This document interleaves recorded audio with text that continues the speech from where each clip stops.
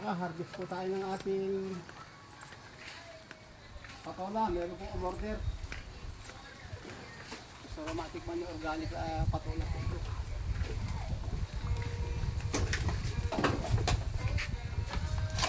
Ito po. Wala pong sira.